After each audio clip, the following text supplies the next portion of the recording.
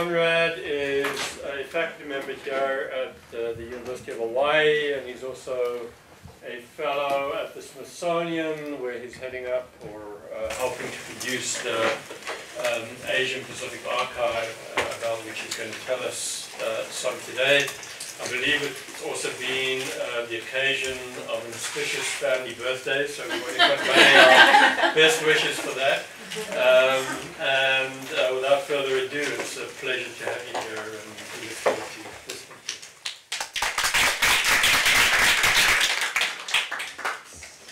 you. Well, aloha everyone, and thank you so much for having me today.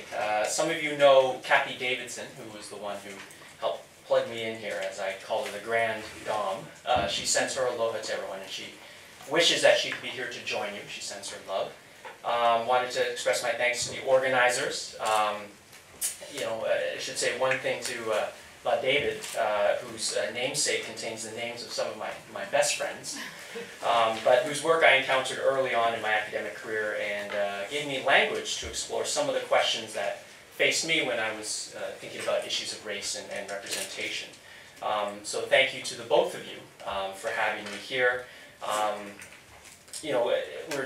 David and I were just talking just before I came up here, and I was reminded that sometimes as scholars, when we do our grading in and out every day, or the grind of teaching, which it can be over the years, we sometimes forget that our work can greatly influence people many miles away. So just a testament to that fact that what you say in class or what you publish or give in conferences, someday someone in that orbit is going to come back and hopefully appear before you as a colleague, a humble one at that.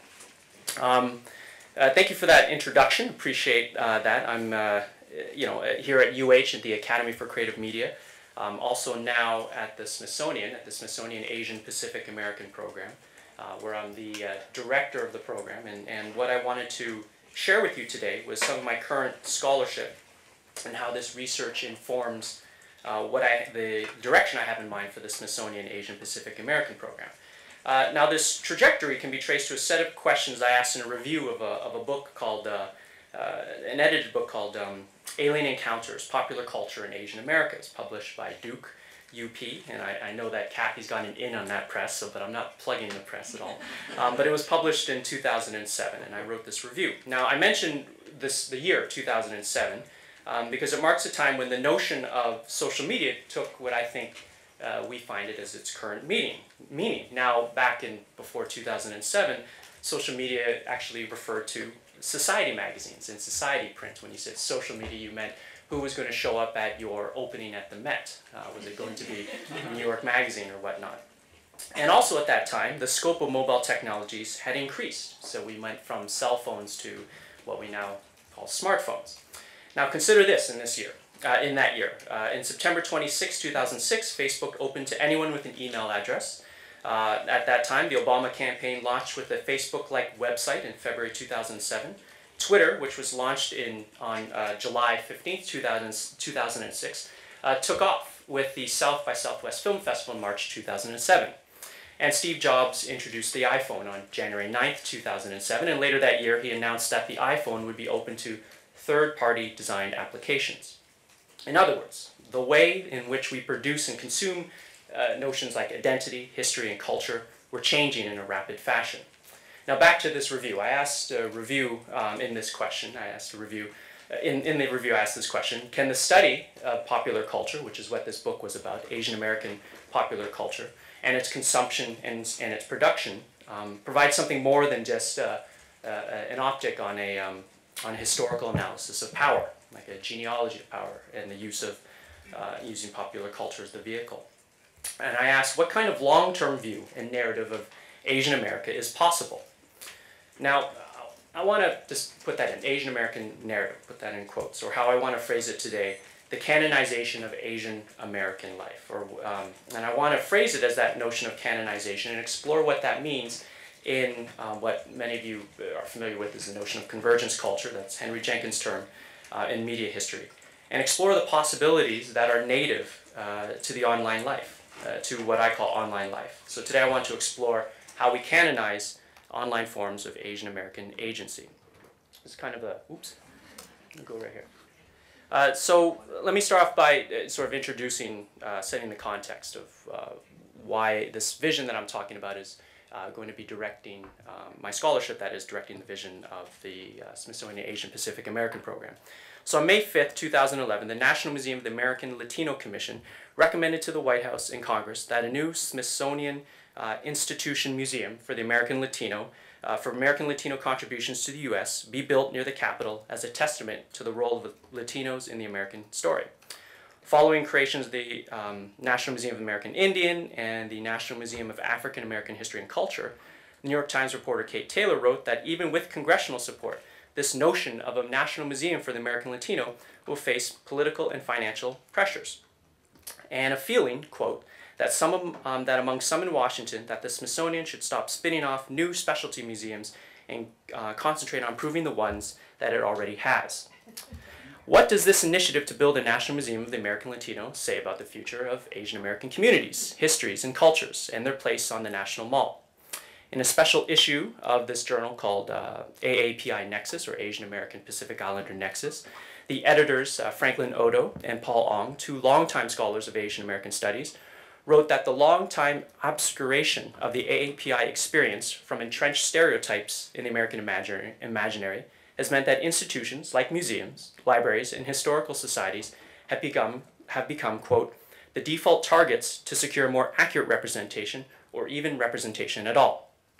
These institutions have become, in short, serious sites of contestation among the latest battlegrounds in the American culture wars. Yet, given current cultural, political, and economic challenges that face the creation of such a venue on the national level, as evidenced by this proposal to build a National Museum of the American Latino, how might we canonize this notion of the Asian American experience? What form could it take? Now, one possible answer can be gleaned from another set of articles published in the New York Times, and this one's on the intersection of social media technology, the internet, and museums.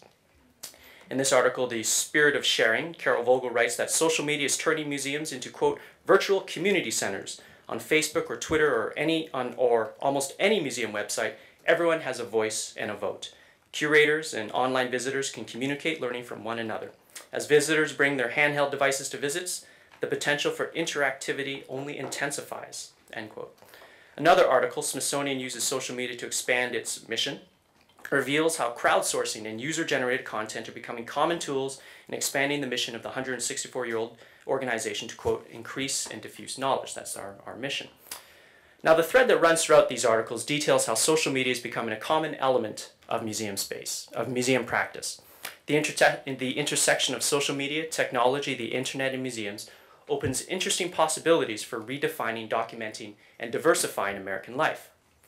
The concept I want to mine, however, is not how social media recruits and channels American life into offline spaces like museums, so bringing bodies into buildings, or promote offline content through social media, so show what's in the buildings to the online world.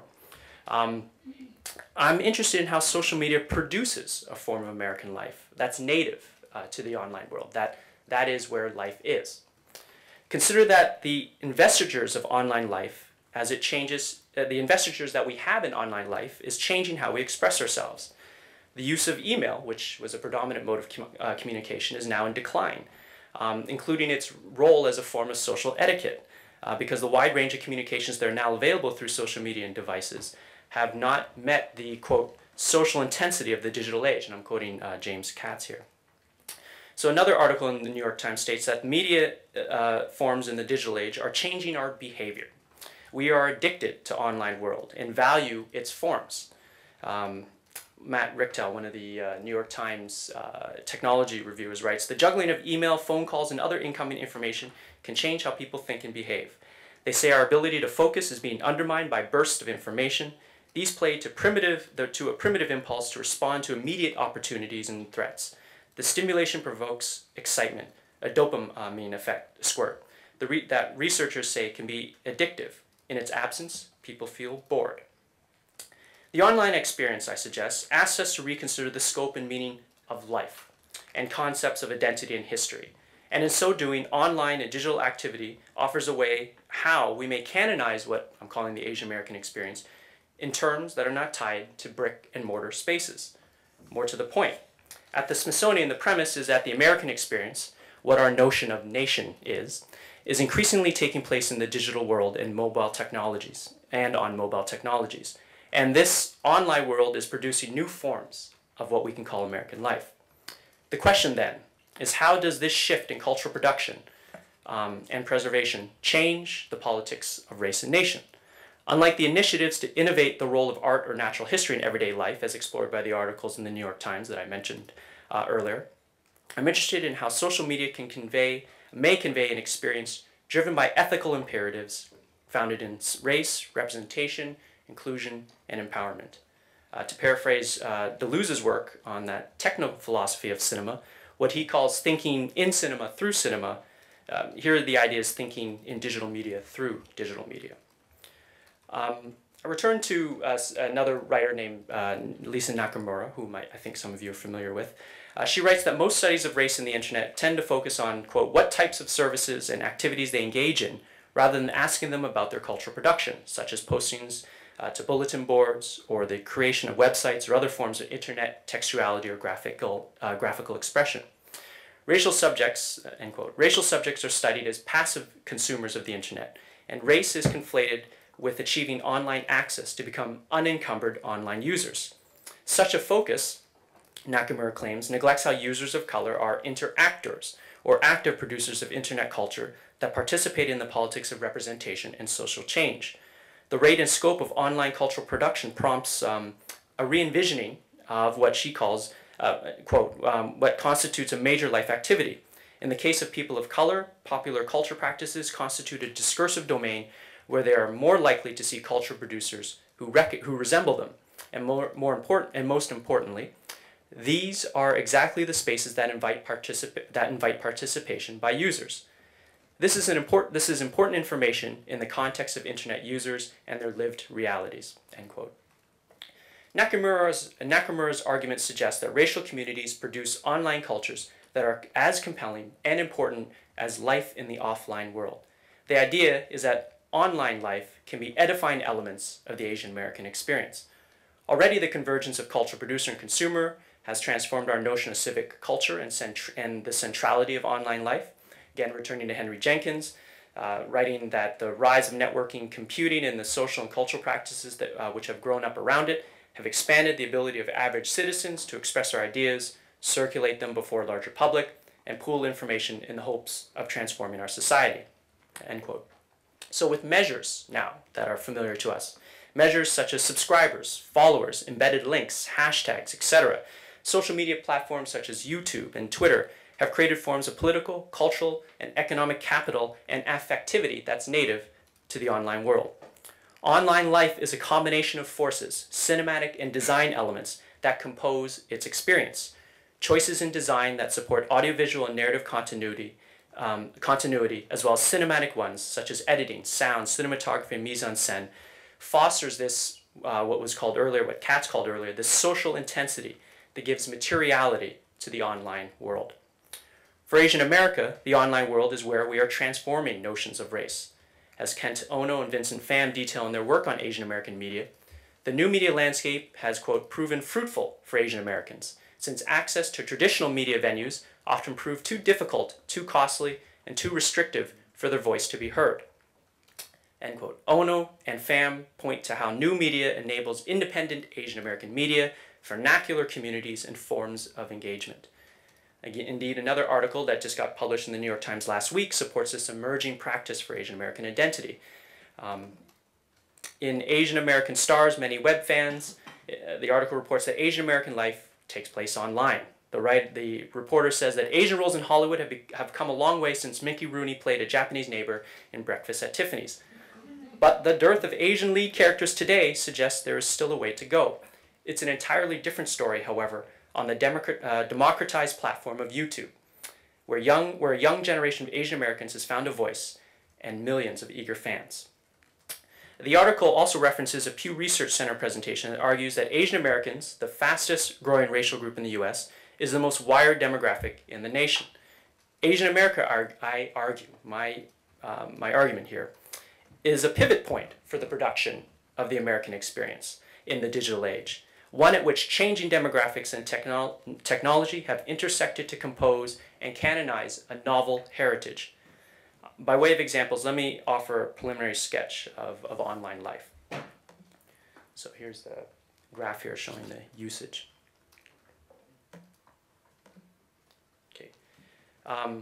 Legacy, here's one group that I'd like to focus on. There are 4 Filipino-American R&B singers from San Francisco who rose from local success to worldwide exposure, and they credited part of their rise to YouTube.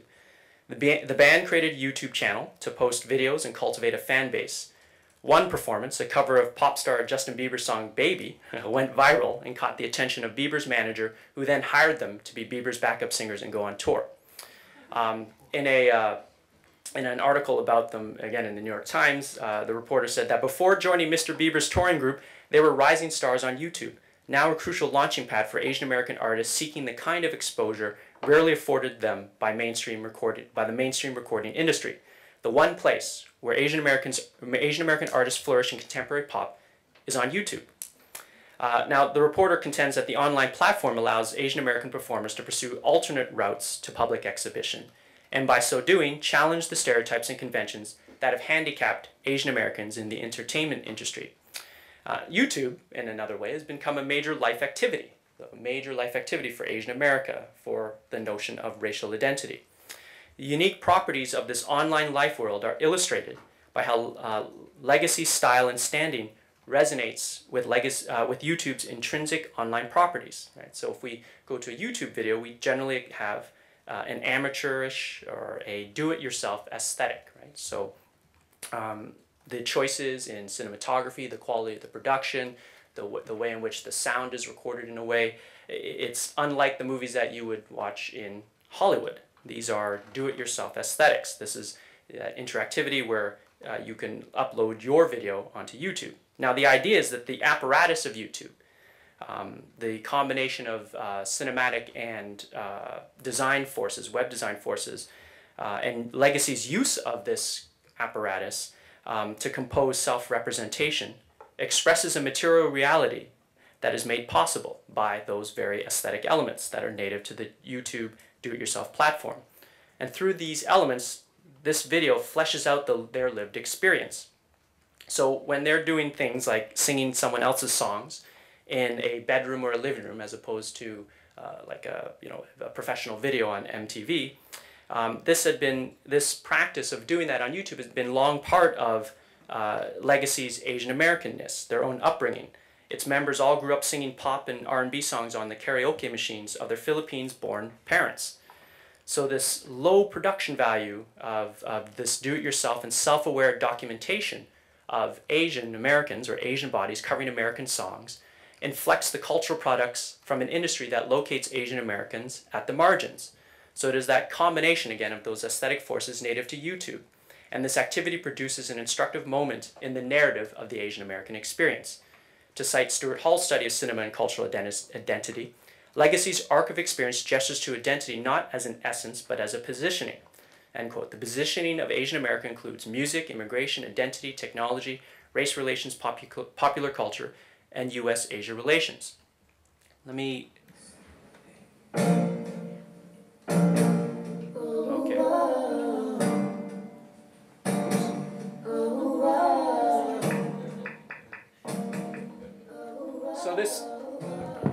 So I'll just let this play for a little bit. So now this is the video that plays, right? And if we return, I'll return to the other web design page. But you can see, again, choices in mise-en-scène, for example, locates them, again, not in a performance space, but in their home. It naturalizes their performance by showing them here.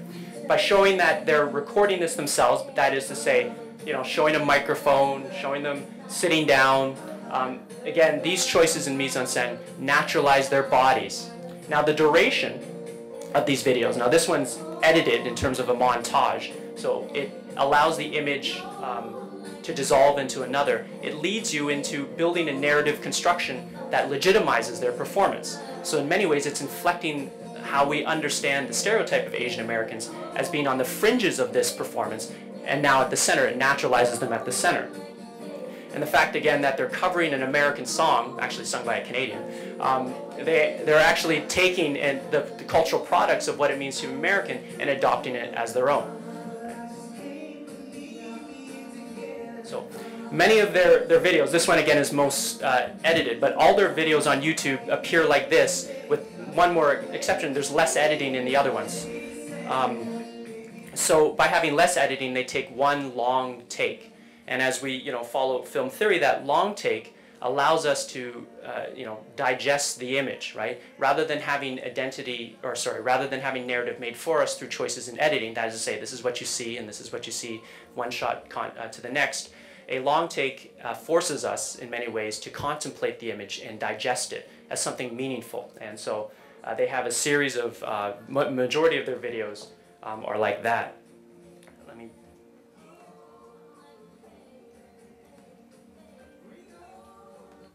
Let me show you another video here.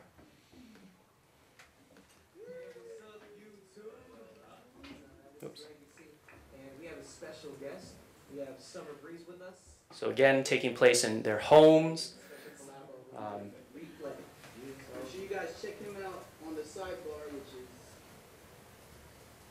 that way. So I show this. This is really interesting because I love how what they've done is they've embedded themselves in the web design, right? So if we go back to the web page, their YouTube channel, you'll notice that the layout is meant to promote that sense of investment, that dopamine squirt that was referenced earlier. So if you notice, there's no cut. This is just running, right? So this is one long take. We think that, okay, well, maybe these guys may have talent, and we'll see that they do.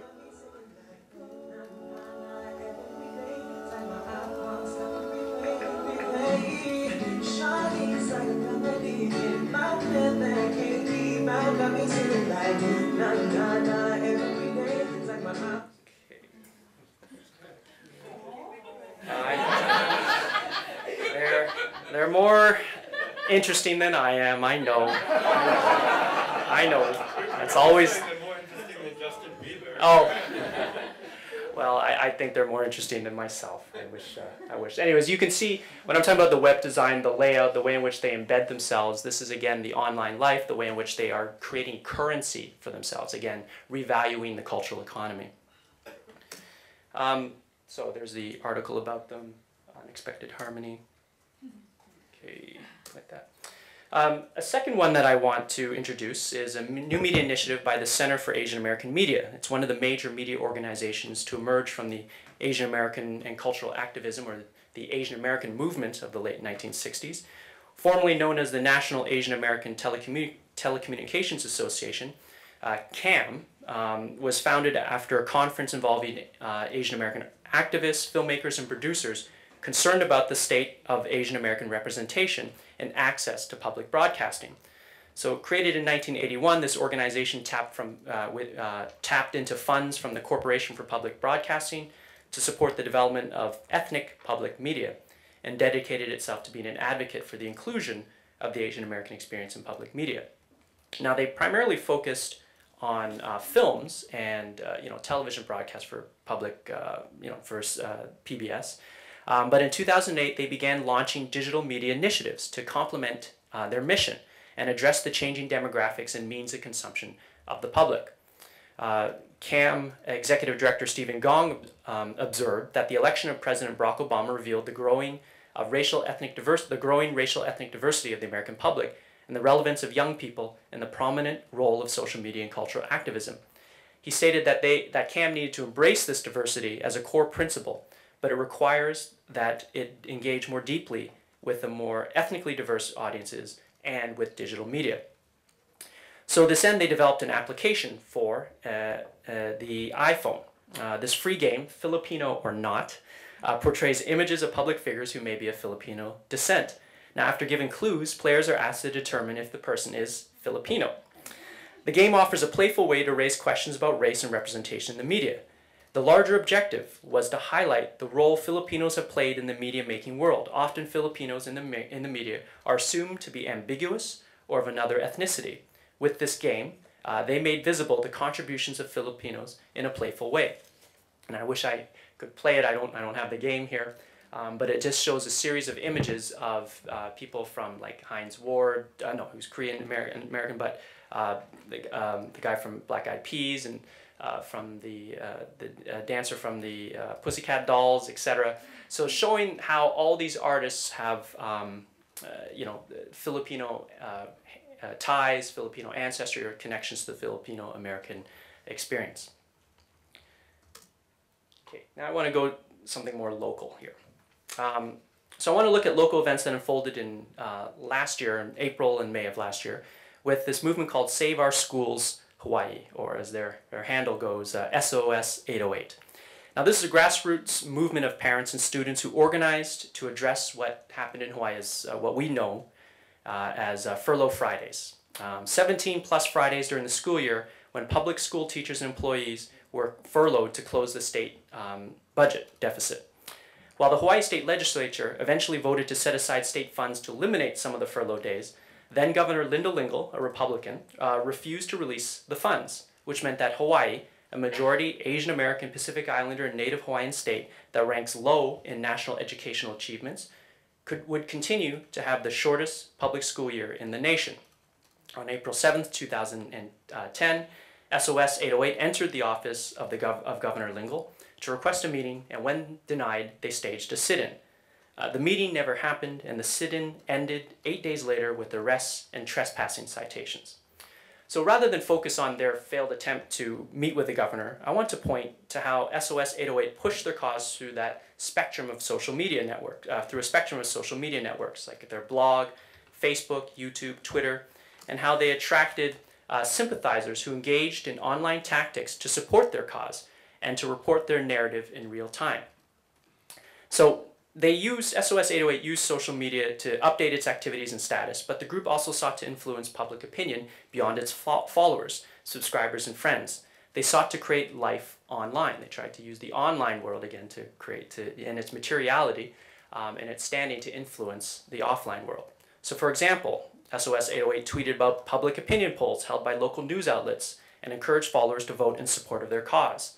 Of course, the results of online polls are never scientific, but their outcome holds symbolic power and demonstrates the effectiveness of SOS 808's community organizing.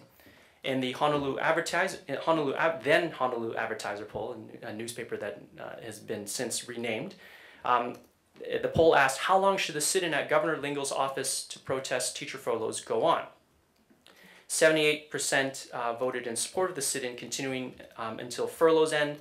And in the Hawaii News Now poll, which asked, what do you think about the sit-in protest at the governor's office, 48% of voters supported it, and 45 voters were in opposition. So you can, you can't see it because the screen capture didn't grab it closely. But if you look closely, there are in their Twitter feed, it's talking about the polls and saying you should vote for the polls. They're coming in. Please support us on the polls. And then you can see how they influence them through Twitter. So again, engaging using the online world and its tools, and the force of that social intensity for people to participate, again, holding symbolic value as opposed to those scientific value. Now another example of online life can be found in the crowdsourcing engendered by SOS 808. Supporters engaged in individual forms of online activism to reflect and spread information related to SOS 808 so as to widen their audience. Now, they wanted to widen their audience in unique ways. One site was eBay, the online auction and shopping website. One SOS 808 supporter posted the furloughs for sale and asked buyers to purchase a day of school. The price reflected the cost of funding for all public school employees to return for a day of school. Now, as we know, eBay is not necessarily known for being as a site for activism, and the irreverence or naivety of the post prompts one to question the real efficacy of this engagement. But the action did expand the engagement into untraditional and innovative terrain. First, the seller wrote an item description that conveyed SOS 808's main talking points on resolving the furlough impasse that was accompanied by a picture of a sign that stated Lingle Daycare as a way of assigning responsibility. So again, using the visuality. Second, the seller classified the item within a category which would draw people interested in education and learning. That was the topic, such that the perspective of SOS 808 would be pushed on a natural constituency. Another site of engagement was Governor Lingel's reference page on Wikipedia.